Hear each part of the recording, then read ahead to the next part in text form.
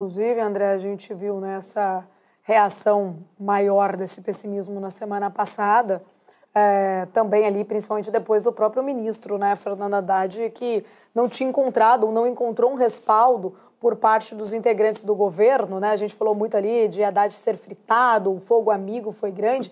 Nesse final de semana a gente viu o Lula bancando Haddad, né? Ele veio ali trazendo uma sinalização importante que talvez deveria ter acontecido anteriormente para não ter trazido ali talvez tanta atenção por parte do mercado na possível fritura de Haddad, se custaria ou não o cargo dele. Enfim, muitas possibilidades acabaram sendo levantadas. Hoje, inclusive, eles vão se reunir, né, para debater aí possibilidades de cortes. Queria entender, na tua leitura, você viu aí de fato, essa certa fritura em relação a Haddad? Acha que isso, com essa declaração de Lula, agora já foi superado? Acho que o Haddad não vai se fritar. Sabe o que eu acho curioso desse assunto? No governo Bolsonaro, quantas vezes a gente falou aqui também, estavam querendo fritar o Paulo Guedes. Isso daí é tradicional, sempre tentam fritar o ministro da Economia quando a situação não está tão boa. Assim, né? Isso para dizer que, não quero dizer que não tenha questões internas. Por exemplo, a Gleisi Hoffmann, que é a presidente do PT, nitidamente não deve morrer de amores pelo tipo de política que o Haddad faz. Mas, ao mesmo tempo, a gente sabe que o Haddad é o grande nome do Lula até para suceder ele. Então, quer dizer, não é isso que vai reverter. Isso daí só mostra o grau de inflamação. Tá? Fritar em ministro, tentar fazer isso, acontece todo um ano acontece esse tipo de coisa. E o Lula vai bancar isso. Agora, vamos ver essa reunião, porque eu acho que o Lula, ao trazer o Haddad e Simone Tebet para lá, para conversar, ele está passando um sinal para... Além do mercado, ele está passando um sinal, eu acho que ele está passando um sinal para o governo.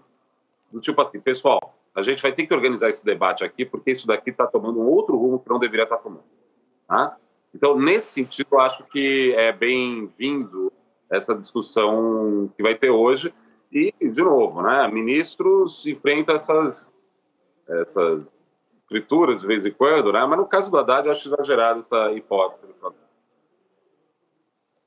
Inclusive, a fala dele ali veio um pouco de um desabafo também no final de semana, né? Eu acho que quando ele falou que o Brasil é uma encrenca, um lugar difícil de administrar, tentando mostrar que ele tenta sozinho aí, muitas vezes, encarar a ferida, né, de alguns temas que são mais delicados, principalmente em relação à reoneração ali de impostos, sem o apoio do próprio Congresso. Então, acho que vem ali uma leitura dele quando ele fala, né, essa encrenca e lugar difícil de se administrar aqui no Brasil.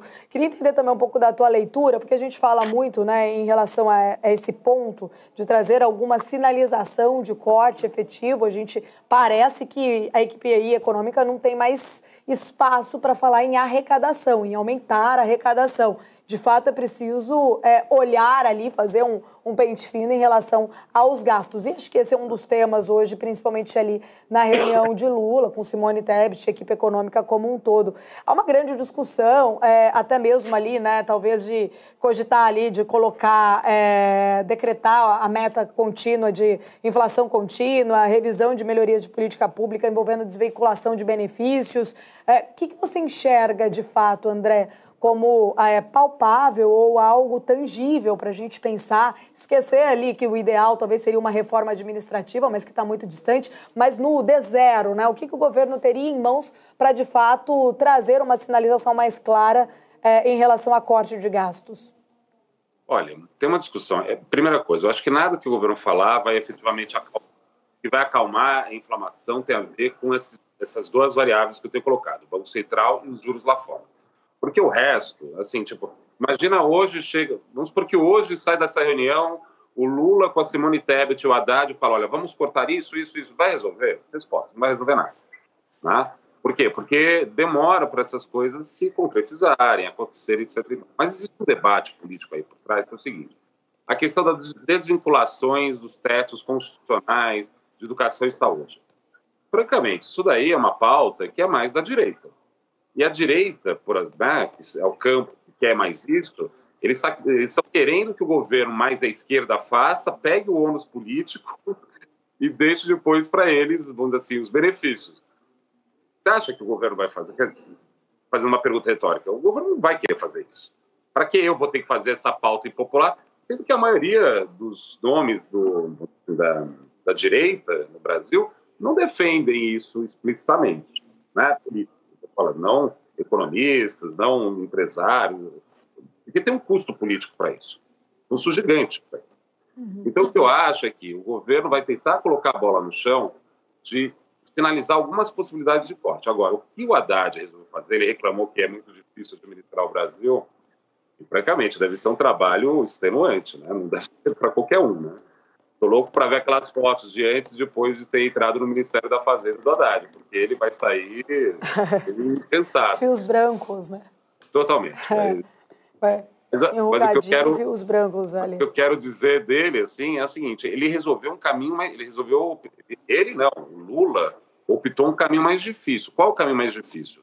É mais fácil você cortar gastos dentro do governo do que cortar os gastos tributários, ou seja, um conjunto de incentivos que foram feitos por conta da pandemia, por conta de um monte de coisa que começa a virar puxadinho no Brasil. Esse caminho que eles optaram é muito mais difícil. E o Congresso, na minha opinião, tem jogado contra, né? Porque, de um lado, eles são objeto das pressões desses grupos de interesse, né? E a gente vê aí uma situação onde o Lula, engraçado, falando do Lula, não está querendo cortar, ele está enfrentando os grevistas, por exemplo, de universidade. Ele fez uma fala que quase desqualifica os grevistas. Então, assim, ele está fazendo um pouco do outro lado. Só que eu também tenho que entender que há limite para isso. Não tem como imaginar que ele vai conseguir fazer tudo.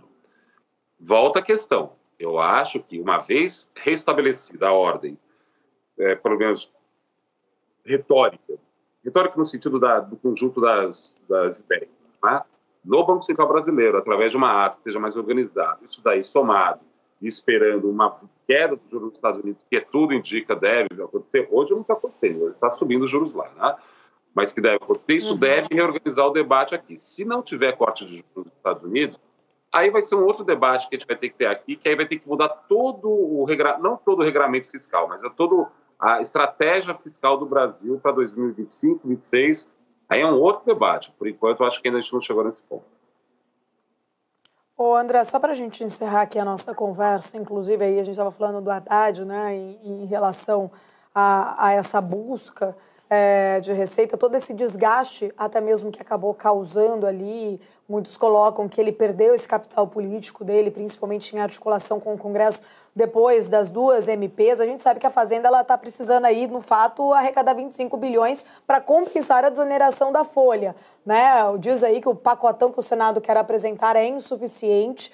De onde você vê que possa vir a sair esse recurso? O governo fez certo em passar a bola para o Congresso, cobrar essa solução do Legislativo? Esse que é o drama, né? O Haddad falou, olha, não tem plano B. Eu negociei com vocês me devolvem isso e não me falam de onde vai sair o dinheiro, vocês estão de brincadeira. Então o governo está tentando jogar para o Congresso a responsabilidade de minimizar esse problema. Vai dar certo? Não sei. E não é que eu não sei, ninguém sabe. Por isso mesmo, esse desconforto se traduz no nível de juros no Brasil também, né?